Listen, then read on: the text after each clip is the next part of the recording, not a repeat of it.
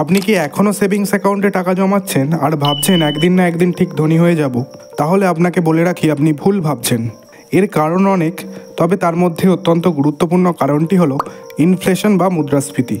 ভারতে ইনফ্লেশন বা মুদ্রাস্ফীতির হার প্রায় 6%, আর অন্যদিকে সেভিংস অ্যাকাউন্টের ইন্টারেস্ট রেট প্রায় 3%।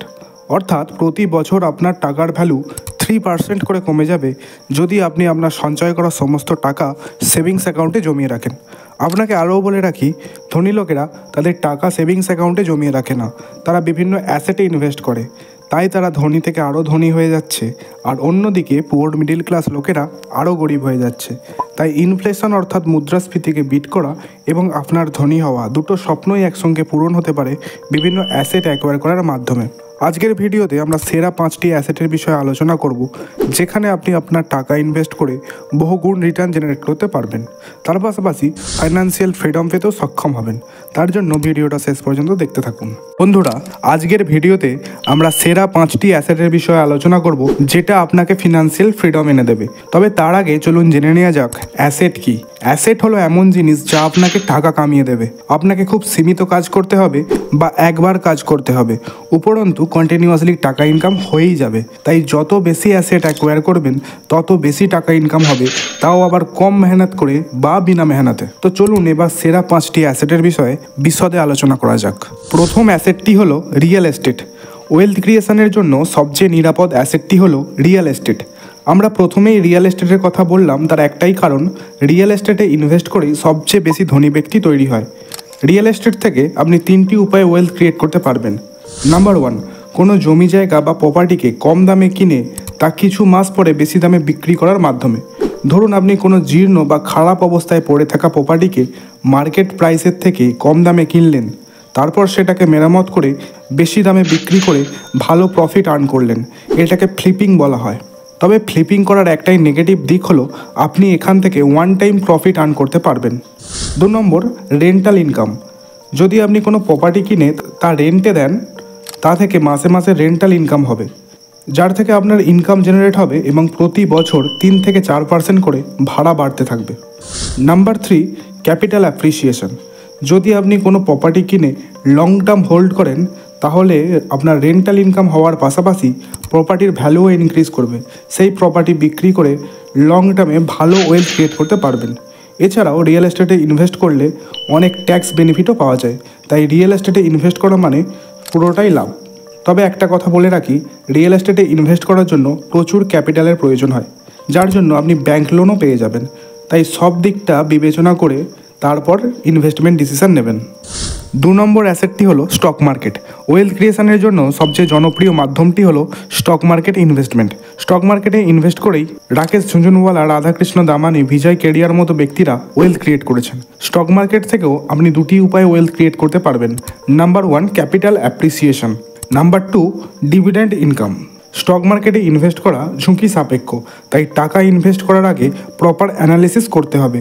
স্টক মার্কেটে সাফল্য পাওয়ার একমাত্র চাবিকাঠি ভালো শেয়ারে ইনভেস্ট করা এবং দীর্ঘদিন ইনভেস্টেড থাকা।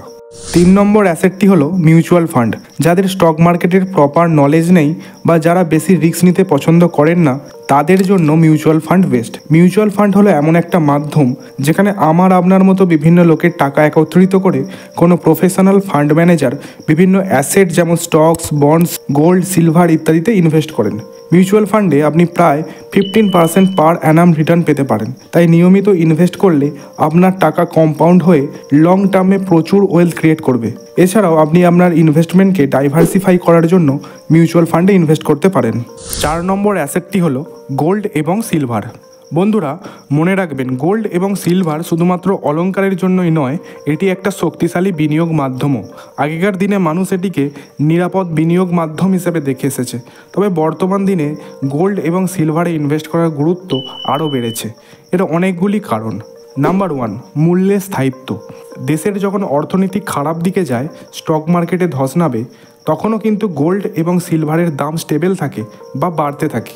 নাম্বার 2, গোল্ড এবং সিলভারে ইনভেস্টমেন্ট আমাদের ইনফ্লেশন থেকে রক্ষা করে।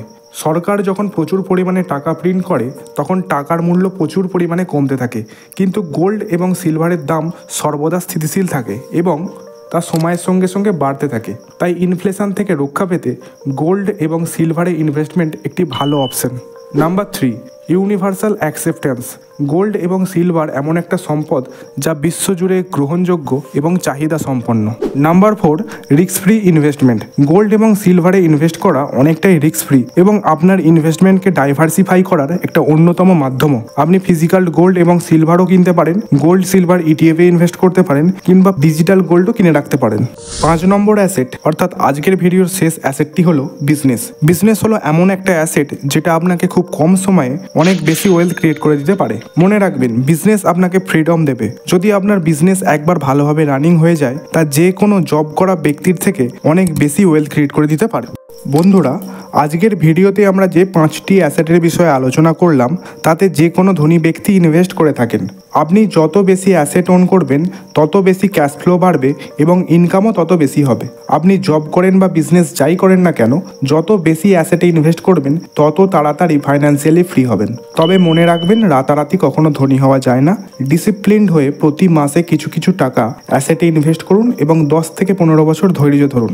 ফাইন্যান্সিয়াল ফ্রিডম পাওয়াটা অর্থাৎ ধনী হওয়াটা খুব একটা কঠিন কাজ হবে না। ধন্যবাদ। ভিডিওটা ভালো লাগলে একটা লাইক করুন এবং আজকে যে 5টি অ্যাসেটের বিষয়ে আলোচনা করলাম, তার মধ্যে কোন অ্যাসেটে আপনি ইনভেস্ট করেছেন বা কোন অ্যাসেটটিতে ইনভেস্ট করবেন বলে ভাবছেন, তার নিচে কমেন্ট করে জানান। এবং পরবর্তীতে এরকম personal finance, investing, stock market ইত্যাদি বিষয়ে আরও ভিডিও পেতে চ্যানেলটি সাবস্ক্রাইব করে রাখুন।